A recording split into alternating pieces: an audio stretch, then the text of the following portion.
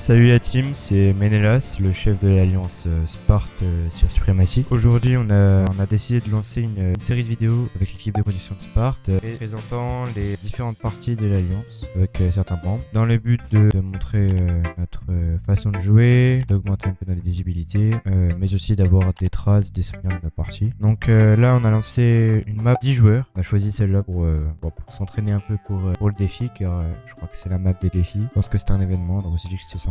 Donc sur cette partie, nous sommes 3. Donc il y a moi, Ménélas, il y a le victorieux, c'est Astino sur Discord. Donc lui c'est un membre en test pour faire de la compétition. Après il y a Luke Rider, c'est un membre en test pour devenir membre. Donc il fait quand même cette partie avec nous car c'est lui qui va s'occuper du montage de cette vidéo. Donc alors voilà, donc là on va faire une prise chaque jour. Les jours 1, à chaque jour il y aura une prise. Donc moi j'ai l'Italie, Astino sur l'Autriche-Hongrie et Luke Rider l'Espagne. Donc franchement c'est un bon spawn de base, on est pas trop loin mais on se marche pas dessus, donc c'est vraiment sympa. Donc moi de mon côté j'ai clairement prévu d'attaquer la France. Voilà, je rassemble un peu de troupes, on n'a pas l'air très actif d'ailleurs. On prépare aussi au cas où à débarquer l'Empire Ottoman et le Maroc. Voilà. Après, du côté de Luke Rider, il se prépare également à attaquer la France avec moi. Et il se prépare également à contre-débarquer le Maroc. Il n'a pas l'air très actif d'ailleurs, il n'a rien construit. Je sais pas, on verra par la suite. Voilà, et après du côté de Astinos, lui, il rassemble quelques personnes pour aller défendre l'Empire Ottoman. Pareil, ça a pas l'air d'être un très bon joueur. Hein. Il n'a pas fait de bâtiment, on verra. Et sinon, après, il se prépare pour aller attaquer l'Allemagne. Pareil, il fait des mouvements spéciaux. Au niveau des coalitions, il n'y a que nous. Il y en a une autre, mais comme il est tout seul, je sais pas si on peut trop appeler ça une coalition. On verra par la suite s'il a des adhérents. Donc voilà, on est mieux parti. Hein. Franchement, je pense que cette partie ne va pas nous réserver de grosses difficultés. Puis on voit ça tout de suite avec les prochains jours.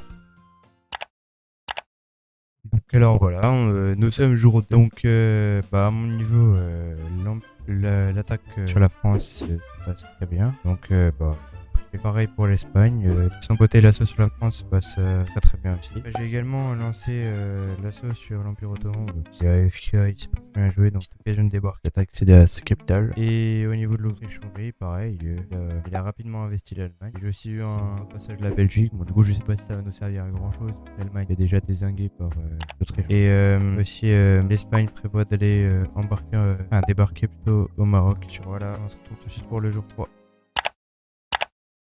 Ok, alors je vais continuer de record pour cette partie-là, en tout cas pour cette partie de 10 joueurs. Alors on va commencer donc le résumé du jour 3. Donc Ménélas, qui joue l'Italie, a terminé l'invasion de la France. Il a notamment pris Paris, Lille et Reims. Il a complété aussi l'invasion de la Serbie ici. Et il est en train de buter sur les Ottomans à Uskub. Donc ici l'Empire Ottoman a apprêté un navire, donc peut-être qu'il va essayer de débarquer sur Reggio ou sur Brindisi, on va savoir. Mais en attendant, l'Italie renvoie des renforts pour aller capturer potentiellement Constantinople. De son côté, l'Autriche-Hongrie a presque terminé l'Allemagne. Il lui reste plus qu'une seule province qui va être ardue à prendre puisqu'il n'envoie que 19 unités pour combattre 19 autres unités. Et il se prépare ici avec 39 unités et 2 véhicules blindés à aller se battre sur la ville de Riga.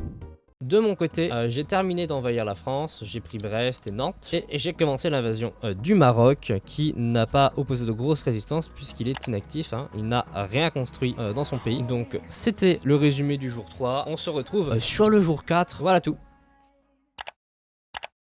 Donc du côté italien, donc avec Ménélas, nous pouvons constater qu'il est actuellement en guerre contre l'Angleterre qui s'est attaqué à ses provinces en France. Il est en train de ramener en urgence des troupes. Du côté ottoman, il vient de prendre Salonique, il va bientôt prendre Larissa et il se dirige droit sur Constantinople, capitale de l'Empire Ottoman. Pour ce qui est de l'Autriche-Hongrie, nous pouvons voir qu'il a complètement capturé Riga, donc on avait vu dans le précédent jour qu'il est en train d'y aller, mais que 16 unités russes, donc 16 unités divisées russes, s'approchent de lui. Ici, donc en partant de Lemberg, 28 unités vont attaquer Kiev, ainsi que 3 unités russes pourra réattaquer sur Lemberg, mais 3 unités qui devraient être mises en échec puisqu'il y a une forteresse de niveau 3 sur la province et 5 unités autrichiennes. Ensuite, de mon côté, j'ai envahi une grosse partie du Maroc. Ce dernier d'ailleurs a lancé une petite série de contre-attaques sur Tanger, sur Fès et sur Rabat. Série de contre-attaques qui devrait se solder par des échecs, normalement. Donc dans l'ensemble, la coalition progresse, on est très proche de la victoire. Au cumulé, au total, Ménélas a 361 points, le victorieux donc Castinos en a 312 et moi j'en ai 244 pour un total de 917 points. Ici on peut voir qu'il y a 3 joueurs dans la coalition de l'Hexagone, donc en effet l'Angleterre a eu de nouveaux membres qui comptent notamment la Russie ainsi que l'Empire ottoman. Donc voilà l'ensemble du topo pour le jour 4, on se dit à demain pour le jour 5.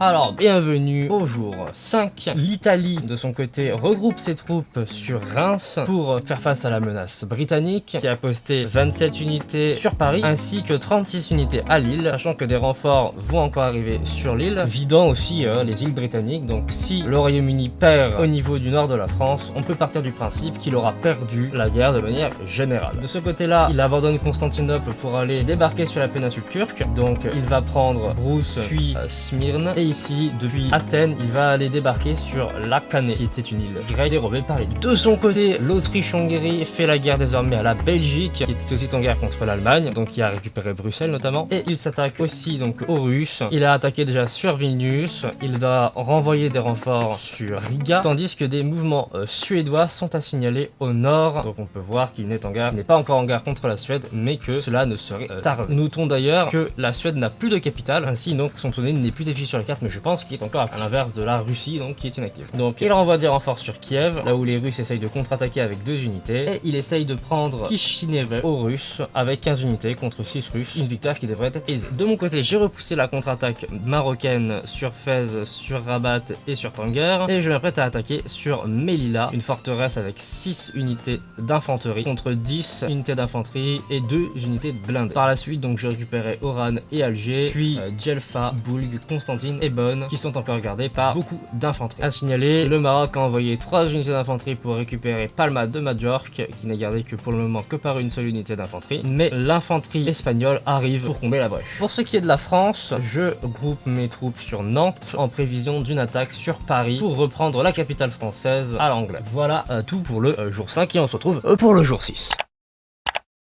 Pour ce jour 6, la situation globale n'a pas beaucoup évolué. De son côté, Ménélas avec l'Italie continue à faire converger ses troupes vers Reims, tandis que Londres a renvoyé des renforts sur Paris et sur Lille, mais ces troupes étant séparées, nous les prendrons en supériorité numérique assez facilement. De l'autre côté du continent, il s'apprête à prendre le contrôle complet de la péninsule turque, donc il entame la marche sur Konik, sur Angora et sur Sinop. Avec ça, il a envoyé un bateau avec 22 unités pour aller prendre Nicosie. De son côté, l'Autriche-Hongrie marche sur Saint-Pétersbourg, la Russie réplique en envoyant des troupes, il marche sur Smolensk depuis Vilnius et il marche sur Moscou depuis le sud avec Kharkov. De mon côté, je fais reconverger des troupes vers Nantes afin de pouvoir prendre d'assaut Paris et les 48 unités anglaises, et je refais converger des troupes vers Malaga afin d'envoyer des renforts à l'invasion marocaine ici. Par ailleurs, le Maroc, j'ai pris Melilla, le Maroc qui a envoyé 3 unités pour contre-attaque, j'y réenvoie 3 unités qui sont apparues au Maroc afin de renflouer les troupes qui ne sont plus en très bon état depuis les conflits précédents. A noter que la Suède est entrée en guerre contre l'Autriche-Hongrie pour défendre son allié russe, mais sans véritable résultat. En résumé, ce jour-là, peu d'avancées à part du côté de l'Autriche-Hongrie. De notre côté, nous, ça stagne un peu, on masse nos troupes pour partir à l'attaque et être le plus près possible. Donc voilà, on se retrouve tout à l'heure pour le jour 7. Exactement comme le jour précédent, la situation est relativement stagnante pour ce qui est de l'Espagne et de l'Italie. Alors, de mon côté, le Maroc continue à lancer des contre-offensives sur Melilla. De mon côté, le Maroc continue à lancer des contre-offensives sur Melilla, toujours vaine jusqu'à présent. L'Angleterre continue à envoyer des troupes sur l'île, et un peu sur Paris, mais surtout sur l'île. Il a pris Anvers et Bruxelles, qui sont donc 2 provinces qui sont révoltées en sa faveur, et il est en guerre active contre le Danemark et contre l'Italie. De son côté, l'Autriche est en train de terminer la Russie, il va bientôt envahir cette province dont je n'arrive pas à prononcer le nom, et cette province là, Kandalakska, je parle pas russe. Il a pris Moscou et Vologda. L'Italie lui a entièrement terminé de prendre la péninsule turque, et de mon côté je suis toujours en train de stagner ici. Lui il va renvoyer des troupes sûrement sur Parma de Majorque, mais bon ça c'est un peu évident, un peu redondant, sachant qu'il y a 12 unités qui protègent l'île, donc en vrai ça devrait aller. Et surtout je suis en train de faire converger toute une armée pour aller rendre renfort à l'armée de Melilla qui est plutôt endommagée, donc je préfère attendre les renforts avant de continuer l'attaque. Donc voilà, il s'est pas passé grand chose entre les différents jours. On se retrouve pour le jour 8 d'ici quelques temps.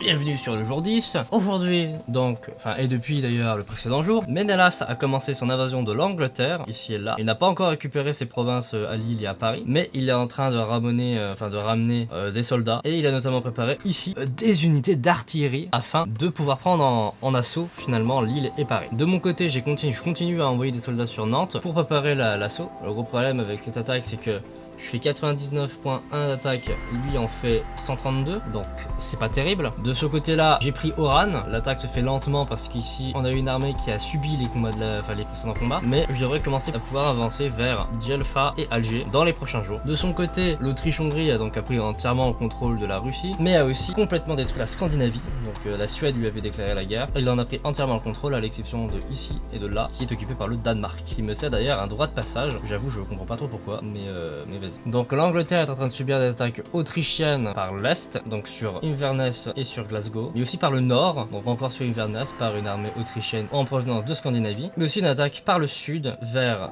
de Londres à Portsmouth, de Cardiff jusqu'à Birmingham. Et de mon côté, je vais préparer une attaque sur Paris afin de récupérer cette province. Donc dans l'ensemble, la victoire est très proche, hein. On est à 1270 points sur 1500, ce qui est énorme en vrai, hein. C'est vraiment, on est très proche de la victoire. Donc voilà pour la partie. On se retrouve pour le jour 11. Jour 11, j'ai ramené des troupes sur Nantes. De son côté, l'Autriche-Hongrie a commencé son invasion de l'Angleterre et même a largement terminé. Tandis que par le sud, il s'apprête à attaquer par Londres, puis à Cardiff. De son côté, l'Italie donc va aussi attaquer vers Portsmouth et stationner ses troupes à Londres. Tandis que les deux envoient des troupes globalement vers le nord, vers Bruxelles, Lille et Anvers. De mon côté, j'ai terminé de ramener mes troupes sur Nantes. Je me suis fait un peu couper l'herbe sous le pied pour attaquer Paris, mais c'est pas grave. Et je suis en train d'attaquer Alger avec 55 unités. Donc la partie se termine jour 12, puisque la partie est effectivement terminée. Elle s'est terminée le 10/09/2024. Donc sur le bon gros podium, on a le Royaume-Uni qui finit 3ème avec 88 points, puis Ferdinand Ier, donc qui est une IA, donc c'est même pas un joueur qui est second, c'est quand même quelque chose, avec 120 points. Puis donc la partie se conclut avec une écrasante victoire de la part de Sparte, donc notre alliance qui finit avec 1523 points, première du classement. Donc c'est aussi la fin de cette vidéo, en espérant que cette vidéo vous ait plu, car il s'agit là d'un premier essai sur cette chaîne YouTube de Sparte. C'était Lucas 230 pour Sparte, Jage.